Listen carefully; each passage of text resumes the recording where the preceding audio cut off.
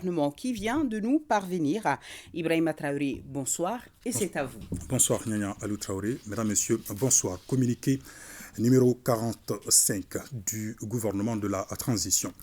Le gouvernement de la République du Mali informe l'opinion que ce jour, 5 février 2023, le ministère des Affaires étrangères et de la coopération internationale a notifié à la mission multidimensionnelle intégrée des Nations Unies pour la stabilisation du Mali, MINUSMA, la décision du gouvernement de déclarer persona non grata M. Guillaume Ngefa Atondoko Andali, directeur de la division des droits de l'homme de la MINUSMA. Par conséquent, l'intéressé devra quitter le territoire national dans un délai de 48 heures.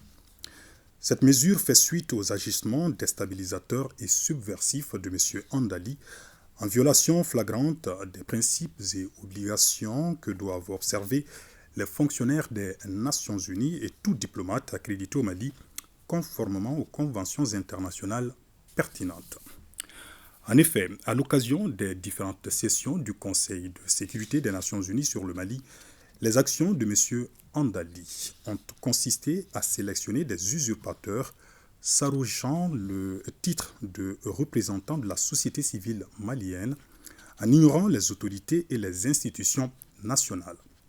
Outre la sélection de ces individus recrutés pour faire des exposés spécieux, le gouvernement souligne que M. Andali n'a jamais réussi à prouver les critères objectifs qui lui ont permis d'identifier les représentants de la société civile qu'il a utilisés. La partialité de M. Andali a été encore plus manifeste lors du dernier examen du Conseil de sécurité des Nations Unies sur le Mali.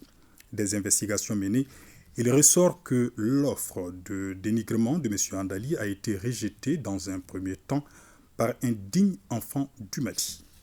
C'est par défaut qu'il a réussi à trouver une dame qui a accepté de jouer le rôle d'usurpateur en s'exprimant le 27 janvier 2023 au nom de la société civile malienne. La conspiration était d'autant plus grande que l'organisation dont se réclame l'usurpatrice est une association étrangère non déclarée et ne dispose d'aucun droit d'exercer au Mali.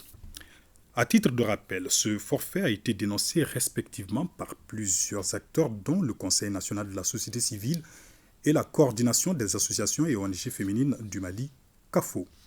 Le gouvernement de la transition réitère sa disponibilité à maintenir le dialogue et poursuivre la coopération avec l'ensemble de ses partenaires, conformément aux 3 principes de son Excellence, le colonel Assimi Goïta, président de la transition, chef de l'État, à savoir 1.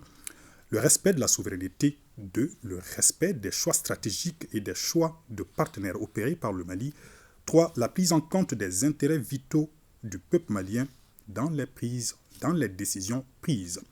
Que Dieu bénisse le Mali et préserve les Maliens. Bamako, le 5 février 2023, signé le ministre d'État, ministre de l'Administration territoriale et de la décentralisation, colonel Abdoulaye Maïga.